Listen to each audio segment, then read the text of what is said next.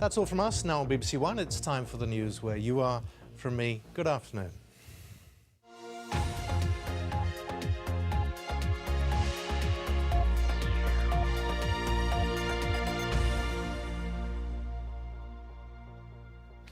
Hello, good afternoon. I'm Steve Saul. Welcome to North West Today. The headlines this Tuesday lunchtime. Anti-fracking campaigners fear Yorkshire's decision to allow fracking will open the floodgates in our region. Passengers face delays after drivers from First Bus and Greater Manchester strike over working conditions. And from boxing gloves to ice cream cones, Manchester boxer Anthony Croll has been exploring his Italian family history. Anti-fracking campaigners in the region say a decision to allow fracking in Yorkshire will open the floodgates for applications here. Last night, county councillors voted to allow fracking in Kirkby Misperton near Pickering. Our environment correspondent Judy Hobson is near the scene of one of the proposed fracking sites in Lancashire.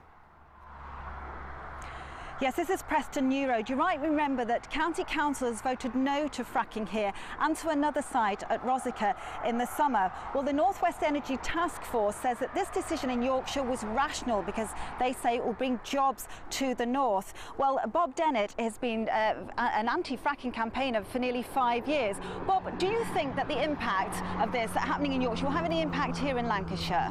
Whilst it might give the industry some joy to have seen this happen, I don't think it will make any difference to the decision in Lancashire. Lancashire County Council said no.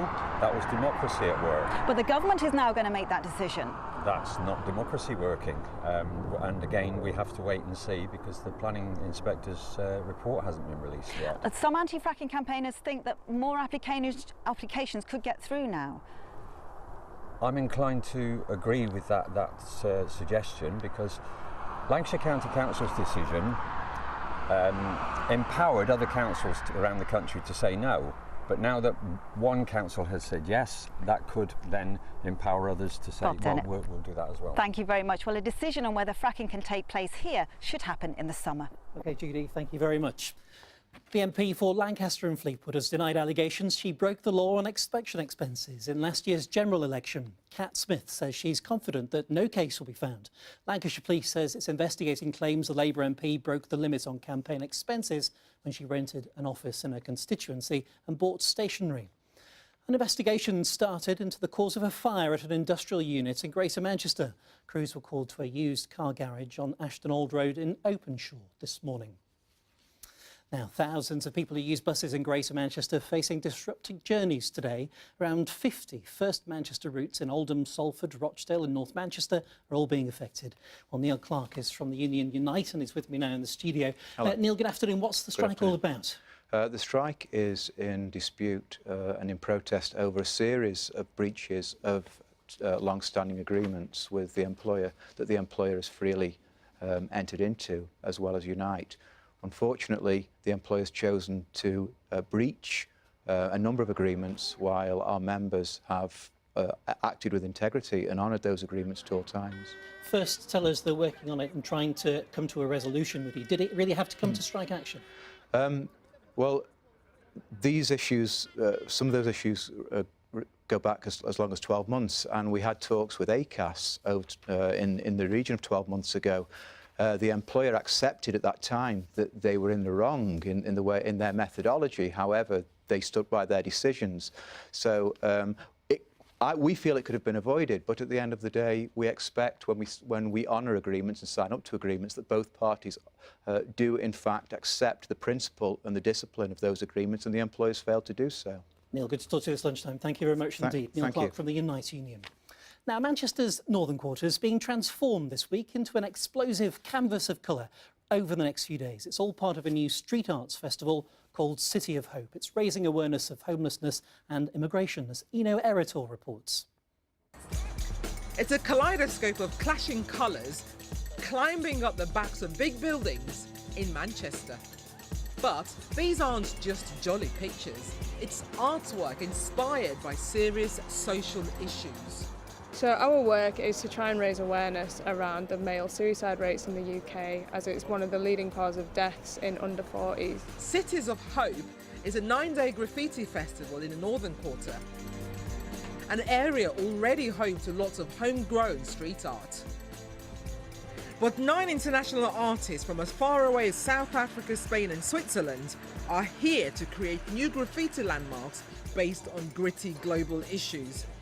Our work is about immigrations and also refugees, but Switzerland at the moment is having bad choices from our point of view, on the immigration point of view. In our city, for example, in Spain, well, we are constantly with conflicts, like day by day, like social, economical. Each issue painting is matched to a local charity. Well, the artist that did this piece of work focuses on issues of social justice, and we felt that linked really well with our charity, because we tend to work with the people that are really marginalised in society. And this particular image is one of our service users. Organisers will be encouraging visitors to donate to local charities associated with the work. You can help people and don't ignore these issues. Actually, us putting a massive picture of a homeless person on the wall will kind of hopefully make people talk about it. Cities of Hope is on until Sunday.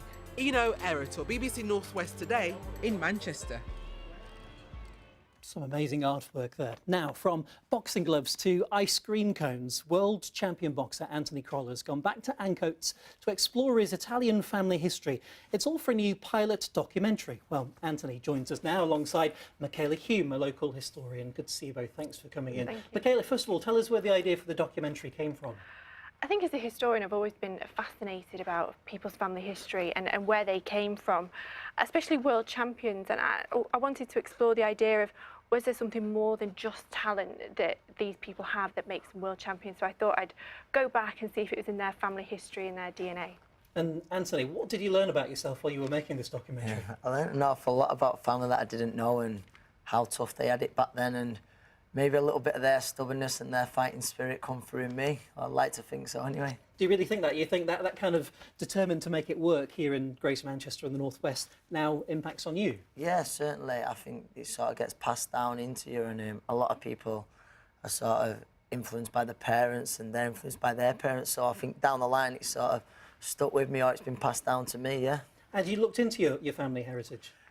I knew very little about it. I knew obviously it was down to some Italian ice cream makers coming over, but what Michaela's found out, it's unbelievable. It's something now really looking into and looking to go over back to my roots over the summer sometime. It's fascinating, isn't it, Michaela, delving into your past and finding out what lurks with your ancestors? Oh yeah, it's great for me. I mean, I get paid to be a modern day detective, so you know it's my job to bring families together and also to tell, you know, like with Anthony, tell people things that maybe they didn't know about their family. So yeah, it's a great job. So you're hoping, Anthony, you're not going to be called Mr. Whippy when it comes to the next house or anything like that? No, I've certainly got a sweet tooth which I struggle to control when I'm on the diet for the boxing. But no, I'll stick to the same nickname. But it's like you say, it's been great finding out what Michaela's unveiled. Great to see you both. Thanks for coming to talk to us this lunchtime. Thanks very much indeed. OK, now let's take a look at the weather. It was quite nice this morning. Let's get the details from Lucy Martin. Good afternoon. Well, we've had a beautiful start to the day, plenty of sunshine and blue skies to be seen. Our lovely weather watchers have been out capturing those scenes for us. Do keep sending those in. But as we move into tomorrow, it's going to be a slightly different story. We've got some more cloud around and those temperatures are going to drop down a bit. But looking at the forecast for this afternoon, we're remaining dry. There's a bit more cloud around than we had this morning, but a few bright spells in the mix too. Temperatures at a maximum of 18 degrees Celsius. It's feeling quite warm. And as we move through this evening and overnight, there are a few bright spells before we see some cloud building into the early hours. It's remaining largely dry, but temperatures are feeling cool with a minimum of 7 degrees Celsius. Not too bad then. Roger and Annabelle are back tonight at 6:30 here on BBC One with North West Tonight. And don't forget, we're starting our tour of the Isle of Man.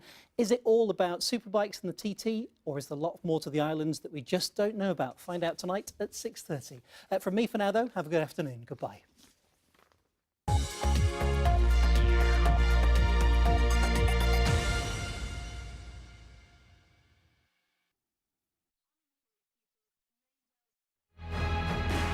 Al's called in to chat to some students, but it's the lecturer who...